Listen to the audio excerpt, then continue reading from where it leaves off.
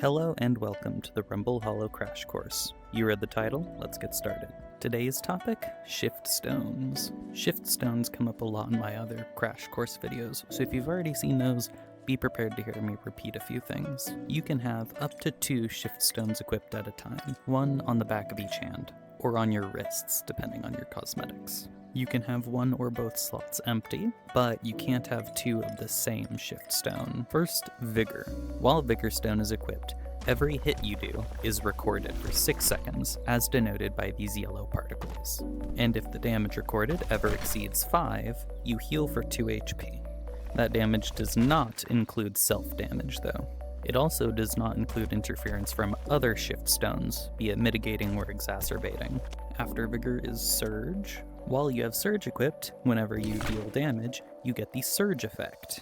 The Surge effect lasts for half a second, plus 2.5 seconds for every damage you deal past the first. Or this equation for math nerds. For the purposes of the duration of this effect, it also does not respect shift stone interference. But unlike Vigor, self-damage does count. While you have the Surge effect, the next time you would deal damage, you deal 1 more, even if you hit yourself. Though dealing damage again will reset the timer to the new duration. So you can't hit someone with something really big for 15 seconds of effect, and then spam discs that deal double damage. You can, however, spam discs slightly faster than 1 disc per half a second, so you can get a bunch of triple Ds that way.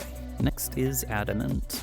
Adamant is triggered and lasts for the same duration as Surge, with only 1 key difference. Adamant is triggered before damage is dealt. Now Adamant's effect decreases all incoming damage by 1, and thus its self-triggering nature means that all self-damage is decreased by 1. Very good for when learning how to fly. Next is Stubborn. Stubborn has the same effect as Adamant, with the added benefit of ignoring all knockback and explosion propulsion.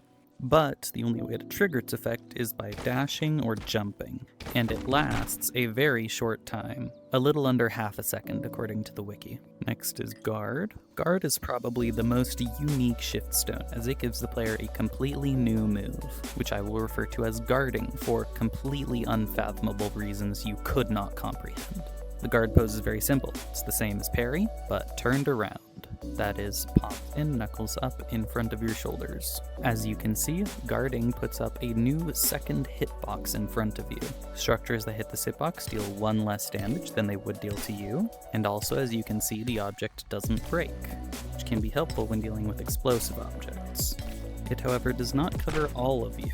It only blocks against attacks coming from in front of you. There's a lot of strange niche guardstone tech to research, but I'll cover that in my full shift stones tutorial. After Guard is Charge. I can't believe I forgot to cover this in my telekinetic modifiers crash course. After holding an object for 1 second, you hear a ding. This is the Charge Stone effect triggering. While under this effect, the next time you use a primary modifier on an object, it will impart doubled standard force. This object does not need to be the one you're holding, though once you expend the charge of an object, it will not charge again, as far as I'm aware, even if you re-hold it. You also don't need to still be holding the object. You can unhold it by doing the same move again, and then hit whatever you want. You cannot, however, stack multiple charges, even if you hear multiple dings. Though you can rotate through objects to start a timer before spending the previous charge. This technique is called chambering. Next is Volatile. Volatile gives your explode move these snazzy red particles in addition to the normal white ones, and as a side benefit, makes your explosions 50% more powerful. Though, because velocity stacks multiplicatively in this game, the implications of 50% more force is often more than 50% more powerful. Discussing volatile usage is essentially the same as discussing explosion usage, and I already made a whole crash course on that, so go check that out if you want to learn more. Next is Flow. Flow Stone gives you a single air jump or air dash while in the air. These function just the same as their grounded versions. Jump adds upwards velocity, and dash overwrites your velocity. And you can't do either in a knockback state. Time for Synergies. Flow and Stubborn. Dashing and jumping in the air means damage reduction in the air. Adamant, Guard, and Stubborn.